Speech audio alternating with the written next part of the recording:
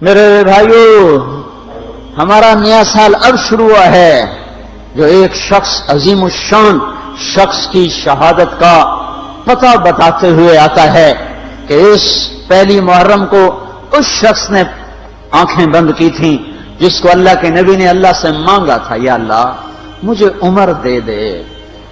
اللہ کا دین ہے اتنا عظیم الشان دین، اس دین کی بلندی کے لیے اللہ کے نبی نے ہاتھ اٹھائے، اے میرے اللہ عمر بن خطاب کا تجھ سے سوال کرتا ہوں، اللہم اعز الاسلام بعہد العمرین، میرے مولا یہ دو عمر ہیں، ایک عمر بن ہشام ہے جو ابو جہل کہلاتا ہے، ایک عمر بن خطاب ہے، میرے مولا ان دو میں سے ایک دے دے۔ مجھ سے پوچھے کہ ان میں سے تجھے کون سا پسند ہے تو میں کہتا ہوں وبعمر بن الخطاب خاصتاً، میرا انتخاب عمر بن خطاب کا ہے، یا اللہ یہ مجھے دے دے۔ بدھ کو ابو بکر رضی اللہ تعالیٰ عنہ کو مار پڑی حرم میں، اتنا مارا کہ ان کا چہرہ ناک سب برابر ہو گیا، آنکھیں چھپ گئیں گوشت میں سوج کر، سر کے بال اتر گئے۔ بنو تیم نے آ کے اٹھا کر لے کر انہیں اعلان کیا اگر ابو بکر مر گیا تو اس کے بدلے میں ہم عتبہ کو قتل کریں گے، اور اتنے ٹائٹ اور سنگین صورتحال سارے مکے میں ہو گئی۔ صبح تک ہوش نہیں آیا، آخری پہر میں ہوش آیا تو ہوش میں آتے ہی فرمایا ماذا فعل رسول اللہ، اللہ کے رسول کا کیا حال ہے؟ تو خاندان والے ناراض ہو گئے، جس کی خاطر تو اتنا خوار ہوا پھر اسی کا نام لیتا ہے، ہم جا رہے ہیں۔ پھر ماں سے کہنے لگے چلو اس کو کچھ کھلا پلا تو دو، رشتے ناطے کا بڑا خیال کرتے تھے قریش۔ ماں نے دودھ پلانا چاہا، کہا نہیں پہلے مجھے بتاؤ اللہ کے نبی کا کیا حال ہے، پھر دودھ پیوں گا۔ تو ان کی ماں تو بھی مسلمان نہیں ہوئی تھی، کہ مجھے کیا پتا تیرے ساتھی کا کیا حال ہے، کہ ام جمیل کو بلاؤ۔ ام جمیل حضرت عمر کی بہن ام جمیل آ گئیں، پوچھا اللہ کے نبی کہاں ہیں؟ کہا زید بن ارقم کے گھر پر ہیں۔ ٹھیک ہیں، کہا نہیں جب تک دیکھ نہ لوں مجھے چین نہ آئے گا۔ تو حال یہ تھا، ایک کندھا ماں کے کندھے پر ہاتھ رکھا، ادھر ام جمیل کے کندھے پر ہاتھ رکھا، پاؤں سے گھسٹتے ہوئے آپ زید بن ارقم کے گھر پر، گھر قریب تھا، دونوں ہی مسفلہ میں رہتے تھے، جس کو آج مسفلہ کہتے ہیں۔ مکہ ٹاور جو لوگوں نے دیکھا ہے، مکہ ٹاور کے پیچھے ہی ابو بکر کا گھر تھا، اسی طرف میں تھوڑا سا آگے زید بن ارقم کا گھر تھا۔ تو گھسٹتے ہوئے پاؤں کے ساتھ جب وہاں پہنچے، آپ کی جب نظر پڑی اللہ کے نبی کی تو گلے لگ کر آپ اتنا روئے کہ آپ کی ہچکیاں بند تھیں، پھوٹ پھوٹ کے روئے۔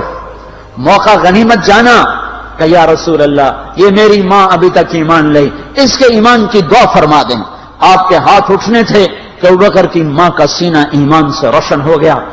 یہاں پھر آپ نے بے بس ہو کر کہا اے میرے رب ایک عمر مجھے دے دے، یا عمر بن خطاب دے دے، یا عمر بن ہشام دے دے، اور میں عمر بن خطاب مانگتا ہوں۔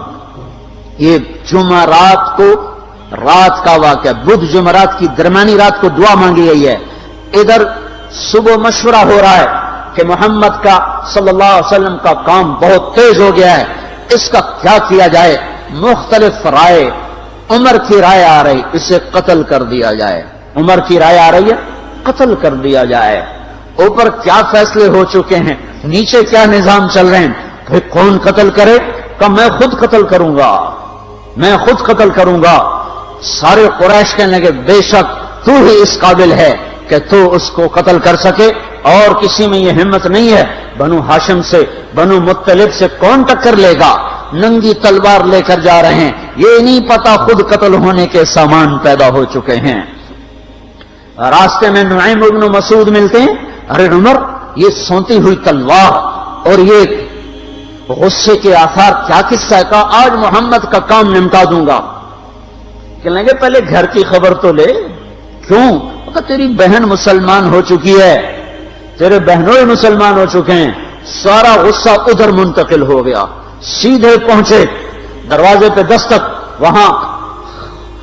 وہاں خباب رضی اللہ تعالیٰ عنہ وہ ان کو قرآن پڑھا رہے تھے، دستک دی، ام جمیل نے ہوئی تو عمر آ گئے۔ خباب بھاگ کے اندر چھپے اور اندر تشریف لائے، آتے ایک تھپڑ مارا، بہن کے منہ پر کہ تو بے دین ہو گئے، اور بہنوئی کو گرا کے مارنا شروع کیا، خون و خون کر دیا۔ سعید بن زید، یہ بھی عشرہ مبشرہ میں سے ہیں، سعید بن زید۔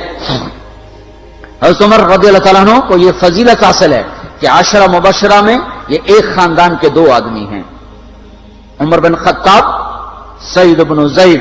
سعید بن زید بہنوئی ہیں، یہ دونوں سالہ بہنوئی، دونوں عشرہ مبشرہ میں سے ہیں۔ جب مار مار تھک گئے تو ام جمیل نے کہا عمر جو کرنا ہے کر لے، حق نہیں چھوڑیں گے۔ غصہ اتر چکا تھا، قرآن باہر پڑا رہ گیا تھا کہ یہ کیا ہے، دکھاؤ کہ نہیں تو ناپاک ہے، نہیں دکھاؤں، ہاتھ نہیں لگا سکتا۔ تو ندامت تھی بہن کے خون دیکھ کر کہ تو میں کیا کروں، کہ پہلے نہاؤ پھر پکڑ سکتے ہو۔ نہائے، پکڑا، نصیب کے فیصلے بدل چکے تھے۔ سامنے آیا طٰہ ما انزلنا علیک القرآن لتشقى الا تذکرۃ لمن یخشى تنزیل ممن خلق الارض والسماوات العلی الرحمن علی العرش استوى له ما في السماوات وما في الارض وما بينهما وما تحت الثرى وان تجهر بالقول فانه يعلم السر واخفى اللہ لا الہ الا ہو لہ الاسماء الحسنى وهل اتاك حدیث موسیٰ اذ رأى نارا فقال لأهلهم امكثوا إني آنست نارا لعلي آتيكم منها بقبس أو أجد على النار هدى فلما أتاها نودي يا موسى إني أنا ربك فاخلع نعليك إنك بالوادي المقدس طوى وأنا اخترتك فاستمع لما يوحى إنني أنا الله لا إله إلا أنا۔ جب یہاں پہنچے تو دل کپ کپا گیا، ایک دم ایمان اندر میں اترا، جسم پہ راشا طاری ہو گیا کہ مجھے محمد کے پاس لے چلو۔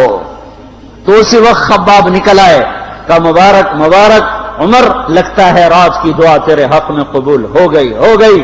تلوار اسی طرح ہاتھ میں زید بن ارقم کے گھر کی طرف چلے کہ واڑ میں صحابہ نے دیکھا یا رسول اللہ عمر آ رہا ہے۔